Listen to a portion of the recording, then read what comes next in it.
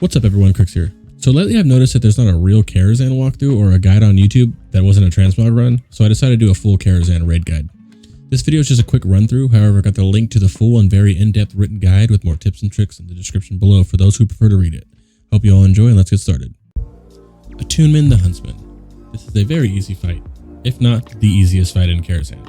This is a two-phase boss encounter. With the first phase, you entirely fighting his horse, Midnight. Not a lot of mechanics to worry about here. Just have your range stand out in range, melee and melee. One of your tanks taking Attumen while the other one is taking Midnight. The only thing to worry about here is a curse called Intangible Presence. What this curse does is it reduces enemies' chance to hit by 50% and reduces an enemy's chance to hit with spells by 50%. This must be decursed. Decursed in the order of tank, range DPS, and melee DPS. You should have no issues here with that.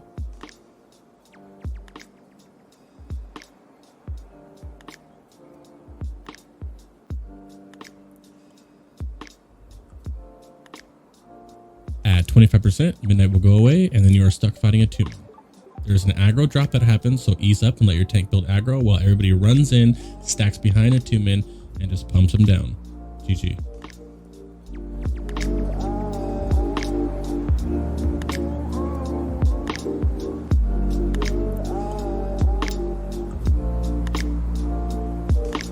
Moroes is more of a hectic fight, but nothing too hard, so I'm going to slow this down to explain what is probably the hardest part, which is the adds. So he starts with 4 out of 6 possible adds. Out of those adds, they can be paladins, priests, or warriors, and they act like this, and they have those abilities. To start the fight, CC 2 or 3 of the adds. However, they are undead, so they cannot be feared or sapped. So we like to use a Hunter Frost Trap, kite him into the trap, or a Shackle Undead like you're about to see in a minute. You can Cyclone, you can Pally Stun with Etern Evil. A lot of ways you can do that, but the point is just to CC them any way you can. One of the main abilities Moroes does is a gouge. He will gouge this person with the second highest threat, which should be your off tank. So just ensure that's off tank and you'll be fine. It's not a big deal. It's just a stun and a little bit of damage. Go around killing the rest of the adds until Moroes is left. He must be the last one standing. Another thing to worry about Moroes is he will go invisible. When he vanishes, it means he's going to pop up not too long after and garrote somebody. Garrote is pretty fat. It does a lot of damage and it lasts 5 minutes or until he's dead. Just don't freak out about it. Just big heals on whoever gets garrote and you should be fine. Finish off the adds and then go over to gross.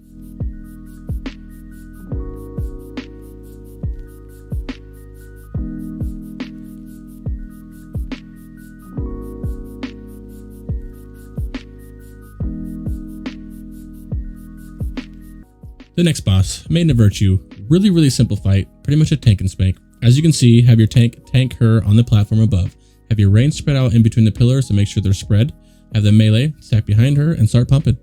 Only mechanic you really need to worry about is Repentance. That is a 12-second stun that only breaks on damage. The only way that you can get damaged as a caster or a melee is by getting inside the Consecrate, which is the opposite of what you see me do right now.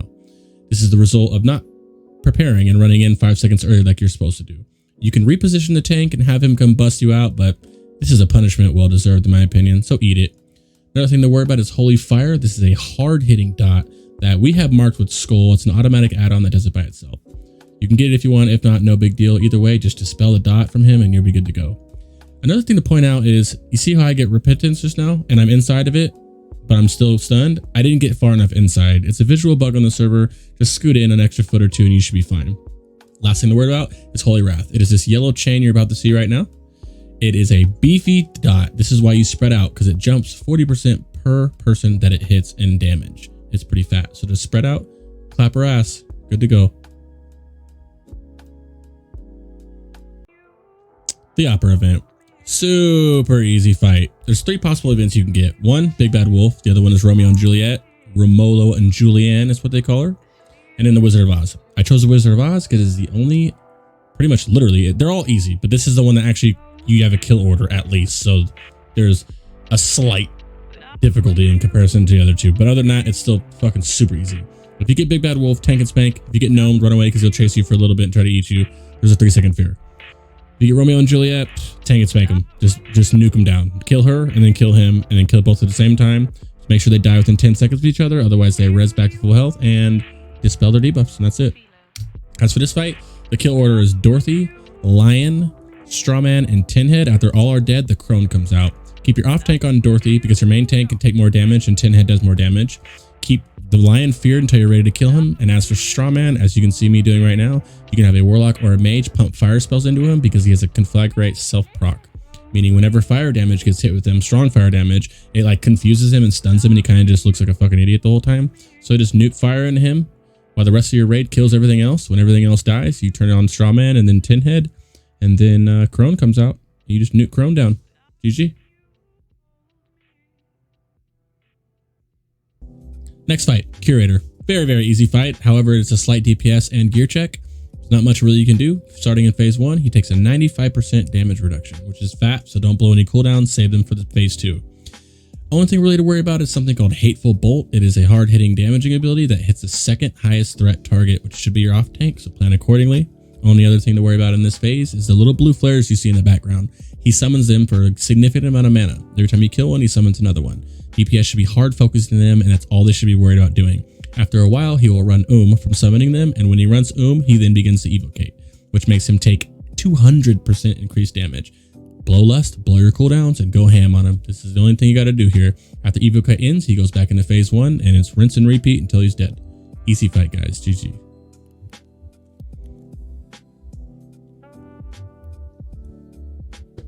Next up, Terrestrian Illhoof. This is once again, a very simple fight, guys. It is pretty much a tank and spank with only 2 mechanics you gotta look out for. Start tanking the boss here. The only 2 mechanics you really need to worry about is one called Sacrifice. When he casts Sacrifice on a random target, it will wrap demon chains around whoever is sacrificed. All you need to do is have every DPS hit the chains and get the chains off him. If you don't, it kills the sacrifice person and heals Illhoof for a lot. So just make sure you nuke the demon chains down. Other than that, the only other mechanic is these 2 portals that you see in the bottom left and right hand screen. They spit out imps. Simply have your warlock spam seed on all the imps and everybody else, and it kills the imps, and that's all you need to worry about. The entire fight is done after that. It does not get any easier than this, guys.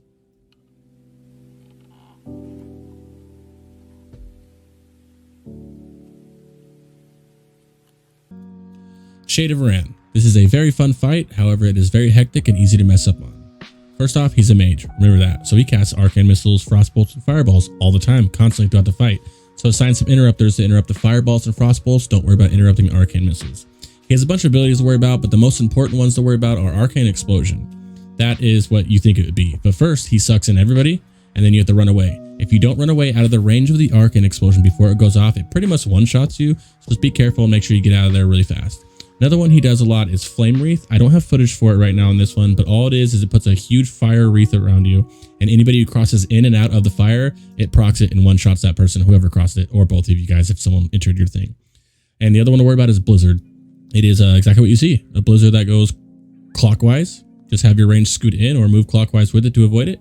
It's nothing too crazy. Just remember to keep interrupting those frostbolts and those fireballs to make it nice and easy. And then at 30%, he will summon 4 water elementals, which are extremely easy to deal with. You just have 2 warlocks, each warlock banish and fear 1, and then you don't have to worry about them. After 90 seconds, they despawn anyway. We only had 1 warlock for this kill. This is why you see us DPSing it, but I wanted to show you this because even if you have to DPS it, this fight is still really easy to do. You just DPS him down, go back on the boss, and that's literally the entire fight. Keep interrupting, watch out for the Arcane Flame Wreath and everything, and make sure you kill him before he runs out of mana. Otherwise, somehow, even out of mana, he polis everybody and then one-shots you all. GG.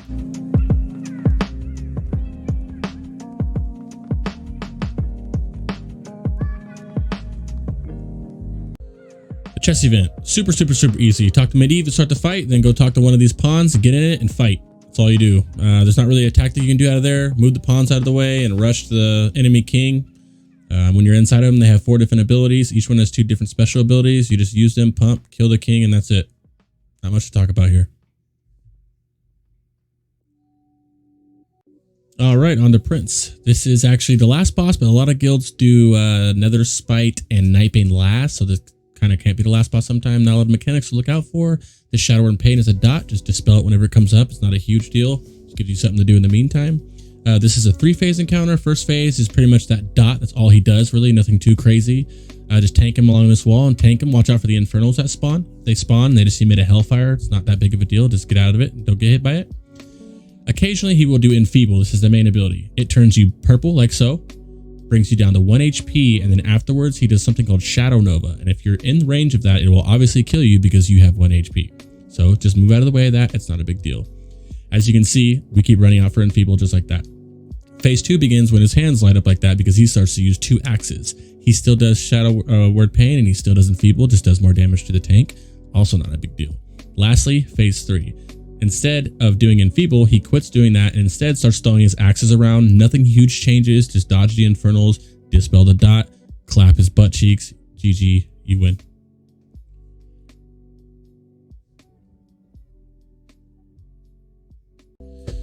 Good old Netherspite. Probably one of the harder bosses in here. Definitely is a little challenge at first until you get these portals down, okay? It's a 2-phase fight, and they just repeats phase 1 to 2 over and over again until he's dead. These portals open up and 3 colored beams come out, okay? A red, a green, and a blue. You need to allocate your raiders to be able to interrupt them so the beams do not hit Netherspite. If they do, he gets the buff/debuffs, and it stacks on him as well. So we have our the carry DPS do the blue ones. Like that'll be me as a warlock and a hunter. I stand in for 25 stacks and then I get out and the hunter will step in for 25 stacks. The red one is a main tank and off tank should take the red beam for a second and step out until they are hit once, then step back in for a second to get full HP from holding the red beam, then step back out, rinse and repeat. The green beam should just be rotated with non-mana users such as an off tank or DPS warriors and rogues. Note, when you get into a beam, it leaves I think it's a 2-minute debuff on you where you cannot get into another beam. So phase 1 ends right now. Phase 2 insists of nothing, running away from him because he does a breath. That's the entirety of phase 2. Okay. After he breathes, it goes back into phase 1. Now, when you go back into phase 1, for instance, I had a beam in phase 1. I cannot get another beam. So you need to allocate 2 different people for each beam except for the red beam. Obviously, the red beam can just go back and forth from the tanks, and that pretty much is the whole fight. Just keep doing the beams right, stay out of these little black circles right here, and then clap Nether, and that's it, guys.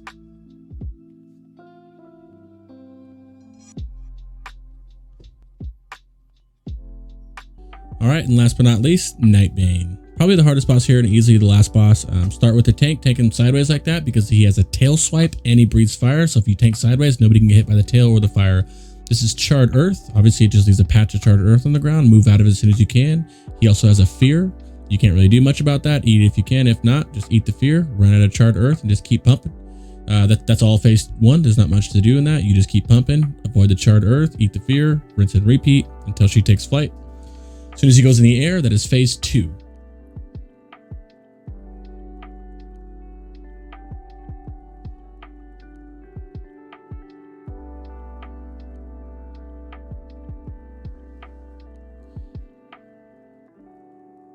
As soon as phase 2 begins, threat drop happens and he will start bombarding something called Rain of Bones on you. And it is exactly what he sounds like. He's raining bones on you. It does a good amount of damage. So you want to make sure that you guys are stacked up, but not stacked up, you know, still spread like 4 or 5 yards so it doesn't burst everybody down the whole time.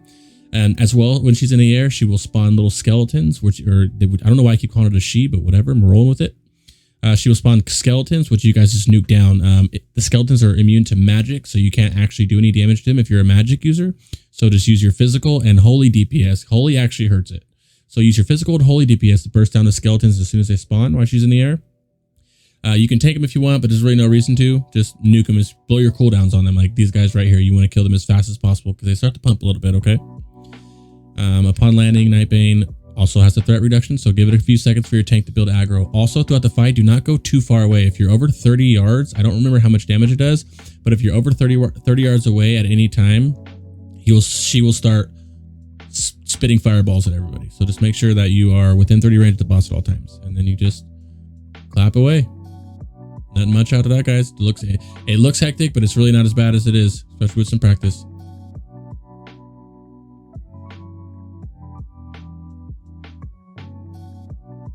All right, guys, and that's all she wrote for the night. I know that was a lot. I talked really fast. I was trying to get through it. I know guides can be annoying if they're too long, so I was trying to make a nice, succinct guide for everybody. I hope you guys liked it. Once again, the full, long, in-depth written is in the description for anybody to enjoy.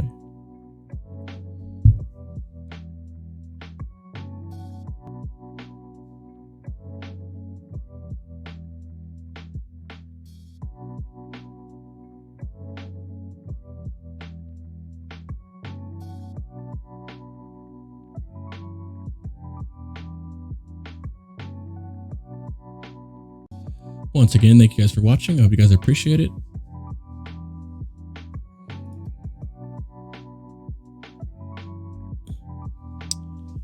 Once again, thank you guys for watching. Hope you guys liked the content. I'm going to be forking out a bunch of TBC guides coming up. About every week or two, I'm going to post another one. I also stream TBC servers on Twitch TV /CrixGaming_. Like and follow if you want more.